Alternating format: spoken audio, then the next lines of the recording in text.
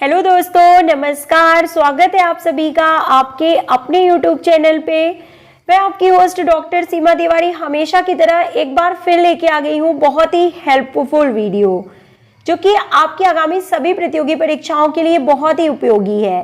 जी हाँ दोस्तों, इन सभी क्वेश्चंस को आप हमारे साथ रिवाइज करते चलिए, इनका करेक्ट आंसर गेस करते चलिए और अपना स्कोर हमें कमेंट बॉक्स में लिख के जरूर बताया कीजिए। तो let's start with question number 1 and it is asking that निम्नलिखित में से कौन सी वस्तु लीवर के रूप में काम नहीं करती है? Which of the following objects does not serve as a lever? Option number 2 is correct here, tennis ball. दिए गए ऑप्शंस में से टेनिस बॉल ही वो ऑप्शन है जो कि एक लीवर की तरह काम नहीं करती। इसके अलावा cricket bat, pulley and screw, ये तीनों ही लीवर की तरह काम करते हैं। Next question is asking that निम्नलिखित में से किसे वार्म अप का सक्रिय रूप माना जाता है? Which of the following is considered as an active form of warm up? और कौन सा है जो एक्टिव फॉर्म के रूप में जाना जाता है वार्म अप के एक्टिव फॉर्म के रूप में? Correct answer is calisthenic. Calisthenic exercises को, फ्री हैंड एक्सरसाइजेस को वार्म अप के एक्टिव फॉर्म के रूप में जाना जाता है दोस्तों। Next question, which of the following is not a type of tournament? निम्न में से कौन सा टूर्नामेंट का एक प्रकार नहीं है? और देखिए क्या है correct answer. Option number A, lot system. Lot system किसी भी प्रकार का टूर्नामेंट नहीं है। इसके अलावा आप सभी को पता है दोस्तों that knockout, league, consolation and जो कॉम्बिनेशन टूर्नामेंट्स होते हैं, ये सभी टूर्नामेंट्स के प्रकार में शामिल किए जाते हैं। Okay, next question is asking निम्नलिखित में से कौन सा कॉम्बिनेशन टूर्नामेंट का एक उदाहरण है? और देखिए आ ही गया है क्वेश्चन कॉम्बिनेशन टूर्नामेंट से रिलेटेड कि निम्न में से कौन सा कॉम्बिनेशन टूर्नामेंट का एक उदाहरण है? Option number 2 is correct here, knockout cum knockout combination tournament प्रकार का एक उदाहरण है। क्योंकि आपको पता है दोस्तों, जो कॉम्बिनेशन टूर्नामेंट होते हैं वो किसी भी दो प्रकार के टूर्नामेंट का कॉम्बिनेशन होते हैं, इसीलिए इन्हें कॉम्बिनेशन टूर्नामेंट कहा जाता है। जैसे knockout cum knockout, league cum league, league cum knockout या लीग कम नॉकआउट या नॉकआउट कम लीग। तो ये जो है आपके यहाँ पे 4 प्रकार के होते हैं कॉम्बिनेशन टूर्नामेंट।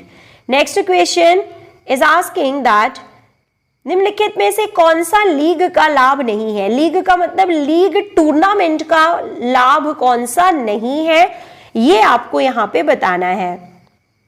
और क्या है देखिए correct answer, that option number 3 is correct here, it requires more time. इसके लिए बहुत ज्यादा समय चाहिए होता है, इसलिए यह लीग प्रकार के टूर्नामेंट का एक लाभ नहीं है। ये इसके डीमेरिट्स में आते हैं कि जो लीग टूर्नामेंट्स होते हैं उसमें जो टीमें होती हैं, सभी टीमों को जो है दूसरी सभी टीमों के साथ खेलने का मौका मिलता है और इसमें काफी टाइम लगता है in comparison to knockout tournament. क्योंकि नॉकआउट टूर्नामेंट में क्या होता है कि जैसे ही कोई टीम एक बार हार जाती है तो उसे प्रतियोगिता से बाहर कर दिया जाता है, लेकिन लीग टूर्नामेंट में ऐसा नहीं होता है। सभी टीमों को दूसरी टीमों के साथ खेलने का मौका मिलता है और इसलिए इसमें ज्यादा टाइम लगता है, जो कि इसका एक एडवांटेज नहीं है। The next question is asking that निम्नलिखित में से कौन सा मांसपेशी सहनशीलता में सुधार करने की एक विधि है? Which of the following is a method to improve muscular endurance? Muscular endurance को इंप्रूव करने के लिए कौन सी एक विधि होती है? ऑप्शन नंबर बी, जहां कहीं भी एंड्योरेंस की बात की जाती है तो आपको पता है Fartlek training is the best method to improve endurance. Fartlek training की खोज गोस्टा एंड होल्मर के द्वारा की गई थी। इसे स्प्लिट प्ले के नाम से भी जाना जाता है। नेक्स्ट क्वेश्चन, बास्केटबॉल खेल में किस पास का उपयोग नहीं किया जाता है? Which pass is not used in basketball game? Option number C is correct here, dig pass. Dig pass is not related to basketball game. इसके अलावा bounce pass, chest pass and overhead pass, इन सभी प्रकार के pass basketball game में use किए जाते हैं। नेक्स्ट क्वेश्चन, यह गोलाकार के व्यक्तित्व की विशेषता में से एक है, यानी पूछा जा रहा है कि which of the following is the personality trait of an endomorph. Endomorph की विशेषता जो है निम्न में से क्या है। दोस्तों आपको पता है कि शेल्डन ने 3 तरह से व्यक्तित्व को क्लासिफाई किया था, बॉडी टाइप क्लासिफिकेशन उन्होंने जो दिया था, एंडोमॉर्फ, मेसोमॉर्फ और एक्टोमॉर्फ। तो एंडोमॉर्फ पर्सनालिटी की क्या विशेषता होती है ये पूछा जा रहा है। Option number C is correct here, sociable यानी कि मिलनसार होते हैं। इसके अलावा जो है गर्दन छोटी और जो काफी खाने पीने के शौकीन होते हैं, गोलाकार शरीर होता है, अंडाकार, और सोशिएबल यानी काफी मिलनसार होते हैं ऐसे व्यक्तित्व के लोग। नेक्स्ट, अंतरराष्ट्रीय मैचों में एक हॉकी टीम शामिल है। Means in international matches a hockey team comprises of, यानी कि एक हॉकी टीम में कितने खिलाड़ी शामिल किए जाते हैं इंटरनेशनल मैचेस में। Option number 1 is correct here. 16 players are there in international matches in hockey team. Next question is asking, इसकी प्रकृति में मानव गति क्या है। Sorry, the question is asking कि in its nature the human motion is, human motion क्या है, या जो गति जो होती है मानव में उसे किस रूप में जाना जाता है, ये यहाँ पे पूछा जा रहा है कि ह्यूमन मोशन किस प्रकार की गति का उदाहरण है। Option number C is correct here, rotational. Human motion is an example of rotational type, यानी कि रोटेशनल नेचर होता है ह्यूमन मोशन का। Next question, pyknic is a Kretschmer's body type classification. आप सभी को पता है दोस्तों कि जो पिकनिक टाइप का जो क्लासिफिकेशन है, बॉडी टाइप क्लासिफिकेशन, वो क्रेशमर जी के द्वारा दिया गया था। पिकनिक, एथलेटिक, एस्थेनिक, 3 तरह से डिवाइड किया गया था बॉडी टाइप को क्रेशमर के अनुसार। पूछा जा रहा है कि पिकनिक जो है वो क्रेशमर शरीर वर्गीकरण का जो प्रकार है उसका क्या अर्थ होता है। और देखिए, पिकनिक का अर्थ होता है हैविंग फैट बॉडी, यानी कि मोटा शरीर होना। जिस तरह से शेल्डन ने एंडोमॉर्फ पर्सनालिटी बताई थी, उसी तरह से क्रेशमर ने पिकनिक पर्सनालिटी बताई थी, जिसके जो ऐसे व्यक्तित्व वाले जो व्यक्ति होते हैं उनका शरीर काफी मोटा होता है। Next, if 28 teams are participating in tournament, अगर 28 टीमें एक टूर्नामेंट में भाग ले रही हैं तो कुल राउंड की संख्या कितनी होगी, नंबर ऑफ राउंड्स पूछा जा रहा है। और देखिए दोस्तों, यहाँ पे n जो है वो क्या है, 28, और राउंड्स की संख्या कैसे निकालते हैं, देखिए next to the power of 2। जैसे देखिए यहाँ पे to the power 1, to the power 2 जो है वो 4 होगा, टू दी पावर 3 जो है वो 8 होगा, टू दी पावर 4 जो है वो यहाँ पे 16 होगा, और टू दी पावर 5 जो होगा यहाँ पे 32 होगा। तो आपको यहाँ पे पता चल गया कि जो नेक्स्ट टू दी पावर है वो क्या है, यहाँ पे 32 है। ठीक है, n इज इक्वल टू 28 है और जो नेक्स्ट दी पावर है वो 32 है यहाँ पे। तो नेक्स्ट दी पावर 2 निकालने के लिए हमें नेक्स्ट पावर 2 जो होती है वही नंबर ऑफ राउंड्स होती है। तो कितने राउंड होंगे, देखिए 5 राउंड्स होंगे।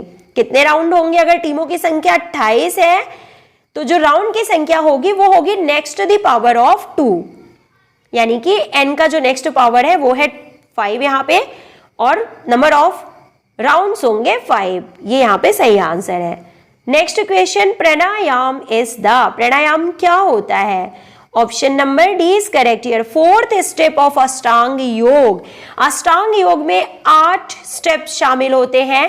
पूछा गया है कि प्राणायाम कौन सा स्टेप होता है, तो यम नियम आसन प्राणायाम, यानी कि 4th स्टेप होता है। यम नियम आसन प्राणायाम प्रत्याहार धारणा ध्यान समाधि, ये 8 स्टेप होते हैं अष्टांग योग में। An example of hinge joint is found at, hinge joint का उदाहरण निम्न में से क्या है। तो देखिए, नी तो है, नी के अलावा भी कुछ यहाँ पे है नहीं, तो नी ज्वाइंट जो है वो हिंज ज्वाइंट का ही एक प्रकार है।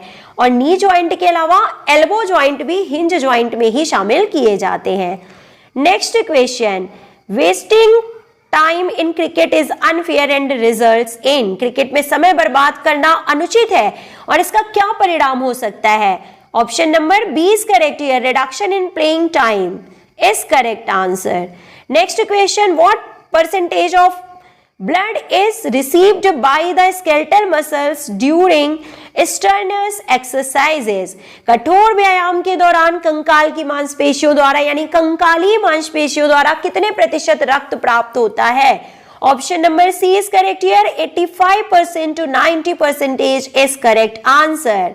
ओके फ्रेंड्स, वीडियो बहुत ही इंपॉर्टेंट है, सभी क्वेश्चंस बहुत ही अच्छे हैं, आपकी आगामी सभी प्रतियोगी परीक्षाओं के लिए इंपॉर्टेंट है, तो वीडियो को पूरा जरूर देखिएगा। देखिए पूछा जा रहा है नेक्स्ट क्वेश्चन में कि एक ऐसा डिसऑर्डर जहां सीएनएस द्वारा प्राप्त संवेदी संकेत उचित प्रतिक्रिया में व्यवस्थित नहीं होते, means a disorder where the sensory signal received by the CNS is not organized into an appropriate response, यानी कि ऐसा विकार जहां पे जो है disorder where the sensory signal received by CNS, CNS के द्वारा रिसीव किए जाने वाले सेंसरी सिग्नल्स जो होते हैं वो एप्रोप्रिएट रिस्पॉन्स नहीं दे पाते हैं, इसे किस प्रकार के डिसऑर्डर के रूप में जाना जाता है?